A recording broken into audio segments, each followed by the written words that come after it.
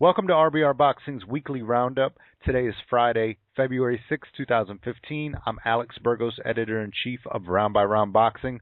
I'm joined by senior analyst Gabe Rivas. Gabe, how's it going? Going pretty well, man, and you? I'm doing well, thanks. So let's get into some of the hottest news bits from this past week.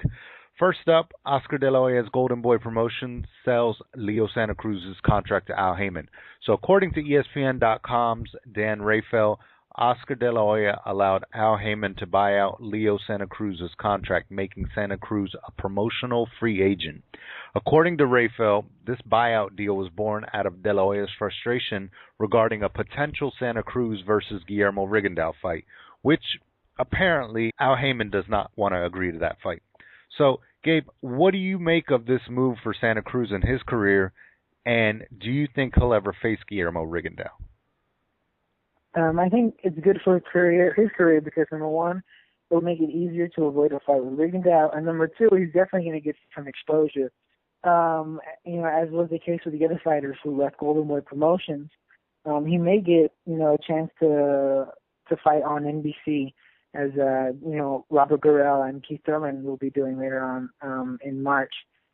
As for his future, I don't see him fighting Rigondeaux, but I do see a possible fight with Abner Mares, simply because both of them are advised by Al Heyman. And, maybe he might be thrown in with some of the 126-pounders. He may fight they might put him in there with the winner of Gary Russell Jr. versus Johnny Gonzalez. So, it's definitely good for his career.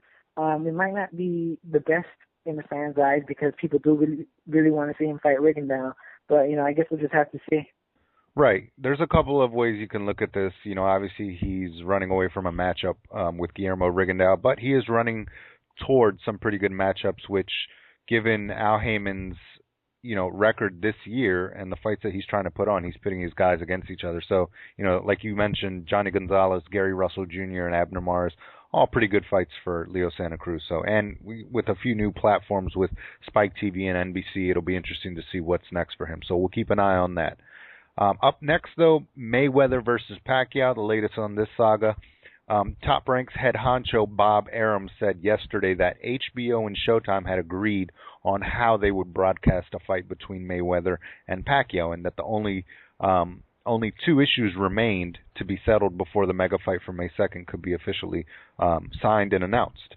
But in true Mayweather-Pacquiao fashion, Stephen Espinoza of Showtime refuted those claims, stating that, quote, "There are a few significant issues remaining on both the fighter side and the network side of this deal.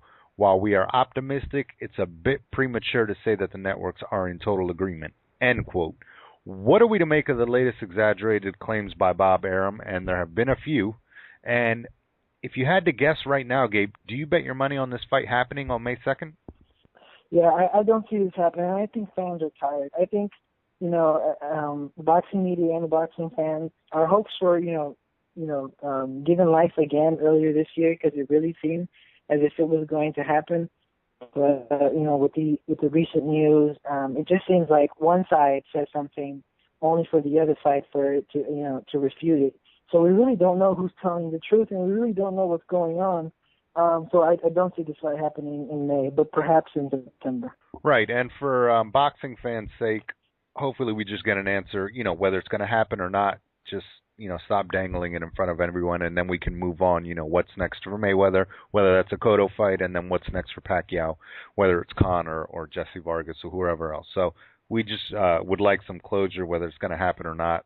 Let's move forward. Our next topic is Lucas Matthysse and Ruslan Provodnikov. The proposed matchup seems to be nearing, completion. Ruslan Provodnikov told the World Boxing News this week that, quote, "It will be 100% war. I think that this is the type of fight where one of us will not walk out of the ring on their own 2 feet." End quote. How can you not be in love with that quote? Ruslan Provodnikov is a warrior. Lucas Matthysse is a warrior.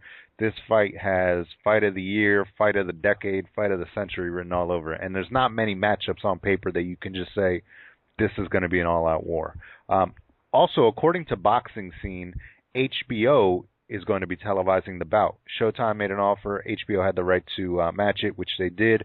The two locations which are now being discussed are the StubHub Center and the MGM Grand. In actuality, in my opinion, it's pretty obvious that this thing should be at the StubHub. Each fighter already has a classic war at that venue. It has this mystique and aura about it. A lot of people would be excited if it were held there, I think Gabe included. But if you had to pick a winner between these two monsters, who would you side with? Yeah, at this point, it's really hard to tell because we're dealing with the biggest punchers in the division, and we've seen them be tested with other good fighters.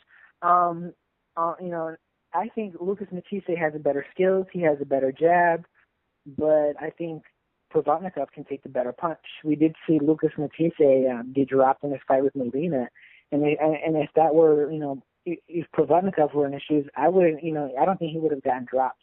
So, we can say, whoever's game plan, is best during the day of the fight, but we both know they're going to come and exchange. So, for me, it's a toss-up, but hopefully it does happen at the StubHub because it does seem to bring out the warrior in anybody who steps in that ring. Right. So hopefully we'll get an official announcement this week and, get that ball rolling. March 28th is the proposed date. So hopefully that'll happen.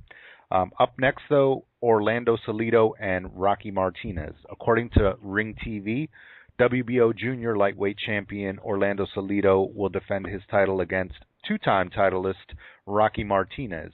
The fight is going to be held in Puerto Rico, and it really pits two exciting, busy fighters with power. So, Gabe, who do you like in this matchup? That proposed fight will go down April 11th. I really like Salido in this fight. He looked good against Kokijin in his last fight to win the WBO title. And he really knows how to wear down an opponent. As for Martinez, we haven't seen him since his fight with Mikey Garcia, and he did manage to drop him, but he was stopped. So, he does have the hometown advantage, but I do see it going to Salido because he can take a punch and he knows how to wear a fighter down. So I'm picking Salido for this fight. Yep, it'll be interesting to keep an eye on that one. Like I said, it'll be in April, and we'll see, how each fighter looks in the build-up. But for Gabe, I'm Alex. We'll be back with more news and notes and a full roundup next Friday. And check out RBRBoxing.com in the meanwhile for more news and notes. Thanks for listening.